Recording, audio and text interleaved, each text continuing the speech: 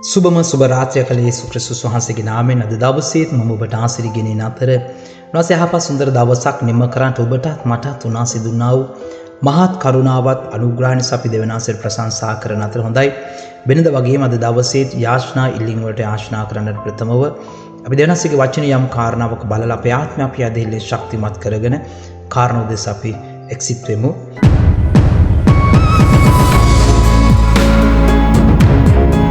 අද මේ රාත්‍රියම ඔබ සමග බෙදා ගන්නට දෙක තිමොති පොතේ 3 වෙනි පරිච්ඡේදයේ 16 වෙනි පදය සුද්ධ ලියවල තුල මෙලෙස සඳහන් කර තිබෙනවා. දෙවියන් වහන්සේගේ මිනිසයා සම්පූර්ණව සියලු යහපත් ක්‍රියාවලට සූදානම්ව සිටින පිණිස දේවානුභාවයෙන් දුන් මුළු ලියවිල්ල ඉගැන්වීමටත් තරවටුවටත් හික්මවීමටත් ධර්මිෂ්ඨකම ගැන ගුරුකම් දීමටත් ප්‍රයෝජනවත්ව තිබේ. මේ ස්ථානය තුල පාවුතුමා තිමෝතියස්ට මේ ස්ථානය තුල කියන දෙවියන් වහන්සේගේ මිනිසයා සම්පූර්ණ සියලු යහපත් ක්‍රියාවල සූදානම්ව සිටින පිණිස දේවානුභාවයෙන් දුන් මුළු ලියවිල්ල ඉගැන්වීමටත් තරවටුවටත් හික්මවීමටත් දෙවියන් වහන්සේ වචනේ කියනවා. උන්වහන්සේගේ වචනය ඉගෙනගෙන ඒක තුල ජීවිතේ පිහිටගෙන ඒක තුල ජීවිතේ ගොඩනගාගෙන යන්නා වූ ගමනක් විස්තාරිත ඔබට මට සඳහන් කරනවා. කිතුණු ගමන බලපෑමක් සහිතව ඔබ මේ පොළවේ ජීවත් වීමට නම් ඔබට ආත්මික පුහුණුවක් අවශ්‍යයි. දේ වචනේ තුලින් ඔබට ධර්මිෂ්ඨකම ගැන පුහුණු කරනවා. දේ වචනේ ඔබව දිනපතා ජයග්‍රාහී ජීවිතයකට ඔබව සකස් කරනවා. ඒ නිසායි ඔබට මට මේ සුද්ධ ලියවිල්ල දීලා තියෙන්නේ. ඒ නිසා ඔබ ඒ තෝරාගෙන ඒ තුල ඔබ ජීවත් විය යුතුයි. ඔබගේ චරිතය ඔබගේ සිතිවිලි නිර්මාණය කිරීමට දේව වචනය ඔබට ප්‍රයෝජනවත්. ඒ නිසා දෙවියන් වහන්සේගේ මාර්ගයේ තෝරගෙන ඔබේ අලුත් ජීවිතය පුහුණු කරගත යුතුමයි. නැතුව දේව වචනේ නැතුව ඔබ යාඥා කරන්නේ නැති දේව වචනේ ඔබ කියවන්නේ නැති කෙනෙක් ලෙස ඔබ මේ පොළොවේ ඉන්න ඔබට බලපෑමක් ඇති ජීවිතයක් ඔබට කවදවත් ජීවත් වෙන්නට බෑ. ඒ නිසා ඔබ බලපෑමක් සහිත කෙනෙක් වෙන්න නම් ඔබ දේව වචනේ මත ඔබගේ ජීවිතේ පිහිටගෙන ඒ තුල ඔබගේ ජීවිතය සකස් කළ ගත යුතුමයි. ඉතින් මේ රාත්‍රී කාලේ දෙවෙනස් ඔබට මට දෙන්නා වූ පණිවිඩය තමයි. දේව වචනය ඔබව ධර්මිෂ්ඨ මිනිසෙක් බවට පරිවර්තනය කරනවා. ඒ විතරක් ඔබ ජයග්‍රාහී ඔබ බලපෑමක් කරන මිනිසෙක් බවට පත් කරනවා. දෙවියන් වහන්සේගේ වචනය තුල ඔබගේ ජීවිතය ඔබ ගැන යා යුතුමයි.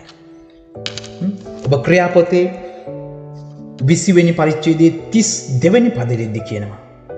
දැන් දෙවියන් වහන්සේටද නුඹලා ඉදි කිරීමට පිරිසුදු කරන ලද සියල්ලන් අතරේ නුඹලාට උරුමයක් දෙන්නටත් හැකි වූ උන්වහන්සේගේ අනුග්‍රහයේ වචනයටද නුඹලා බාර දෙමි.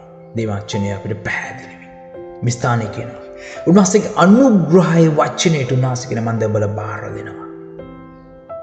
ඔබට මට දිනපතා උන්වහන්සේගේ වචනය අවශ්‍යයි. උන්වහන්සේ ඔබට මට අනුග්‍රහය දෙනවා මේ ලෝකේ ජීවත් වෙන්න. උන්වහන්සේ ඔබට මට හැකියාව දෙනවා මේ පොළොවේ ප්‍රශ්නය වලින් ඉහළ ජීවත් වෙන්න. ඒ වාතාවරණයන් වෙනස් කරන්න හැකියාව උන්වහන්සේ ඔබට මට උන්වහන්සේගේ වචනය තුලින් දෙනවා. ඒ නිසා ඔබ දෙවියන් වහන්සේ එක්ක ගමන් කරන කෙනෙක් වෙන්න. ඔබ වචනේ සොයන්න. ඒක ඔබගේ ජීවිතේ ඔබගේ ජීවනය කරගන්න. එක ඔබගේ සලස්ම කරගන්න. ඒක ඔබගේ ජීවන රටාව කරගන්න. දේව වචනය. උන්වහන්සේ ඔබව පුදුම ලෙස ලෝකෙට පුදුමයක් කරන්න යනවා. ඔබගේ ජීවිතය වෙනස් කරන්න උන්වහන්සේ වචනයට පුළුවන්. උන්වහන්සේට ඔබට සමාදානෙ දෙන්න පුළුවන්. ඔබගේ ප්‍රශ්න ඔබගේ වේදනාවලට උන්වහන්සේට පිළිතුරු නිදහස් කරන්නට නම් ඔබ වචනේ සොයන්නෙක් වෙන්න. උන්වහන්සේ කියන මම ඔබලා ඉදි කරනවා. මම ඔබලා ගොඩ නගනවා. ඒක මගේ වචනය කරන්න පුළුවන් වාසයේ වචනය තුළ පැහැදිලිව කියනවා. සුද්ධාත්ම දෙවියන් වහන්සේ මේ රාත්‍රියේ තුලත් ඔබගේ වචනය තුලින් ඔබ වහන්සේ අපිට දෙන්නා වූ පණිවිඩය නිසා අපි ඔබට ස්තුතිවන්ත වෙනවා තාත්තේ. වාසයව සොයන කෙනෙක් බවට අපේ ජීවිතය වෙනස් කරන්න. ඔබව හඹා යන කෙනෙක් බවට ඔබගේ වචනය තුල ස්ථිරව සිට ගන්න කෙනෙක් බවට අපේ ජීවිත වාසය පත් කරන්න දෙවෙනස. ඔබගේ ආශිර්වාද ඔබගේ අනුග්‍රහ ඔබගේ සැලසුම් අපේ ජීවිතේ සැලසුම් කරන්න පියාණනි. ඔබ වහන්සේ අපි වෙනුවෙන් పూర్වේ නිදහස් කරපු ජීවිතය තුළ ජීවත් වෙන්න. අපි එකිනෙකට උපකාර කරන්න කැමති රාත්‍රිය අපි ඔබ දිනනවා. යේසුස් ක්‍රිස්තුස් වහන්සේගේ බලවත් නාමයෙන්. ආමේන්. ඒ දවසෙත් මම යාචනා කරන ඔබ රෝගී කෙනෙක්ද ඔබ නිවසක ඔබ රෝහලක සිටිනවද? දෙනස වචනේ ජීවමාන උන්වහන්සේගේ වචනේ දෙමුවත් කඩුවක්. ඒක නැවත ඉස් වෙන්නේ නැහැ කියලා වහන්සේගේ වචනේ ලියා තිබෙන ප්‍රකාර දැන්. වහන්සේ ඔබ මත ඒ වචනේ නිදහස් කරම ඔබ සුව කරාංචන. හාලෙලූයා. ස්වාමී හැම කෙනෙකුගේ ජීවිත මම ඔබ ඉදිරියට තබනවා ස්වාමී. ඔබගේ බලය ඔබගේ අනුග්‍රහය ඔබගේ ආශිර්වාද හැම කෙනෙක් මත නිදහස් කර දෙවියන්ස. යම් කෙනෙක් රෝගීව වේදනාවෙන් සිටින මේ වෙලාවේ ස්වාමී වහන්සේගේ සුවය සමාදානය යේසුස් ක්‍රිස්තුස් වහන්සේගේ නාමයෙන් ඒ ජීවිත මත දැන් නිදහස් කරන තපියන්නේ. ඔවුන් අත්කසන ආශිර්වාද කරන්න කියලා. ඒ වගේම දෙවෙනි සද්ද දවසේ විවිධ ලෙස ජීවිතය අරගල කරමින් ගිහපු හැම කෙනෙක් වහන්සේ අභිමුඛයට ගෙනිනවා. යම් කෙනෙක් මේ රාත්‍රියේ සමාදානයක් නැතුව සිටිනවද දවසේ සිදුවුණු සිදුවීම් නිසා උන් එපා වීමෙන් කලකිරීමේ වියවුල්කමින් සිනෝද අනේ මගේ දෙවියන් වහන්සේ ඔබගේ සමාදානය ඒ ජීවිත මතද නිදහස් කරන්න කියලා අතර පියාණන් සුබනින්දක් දෙන්න.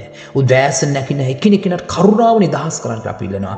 යේසුස් ක්‍රිස්තුස් වහන්සේගේ බලවත් වූ නාමයෙන්. ආමේන්. බහැම කෙනෙක්ටම ජේසු පීඨයි.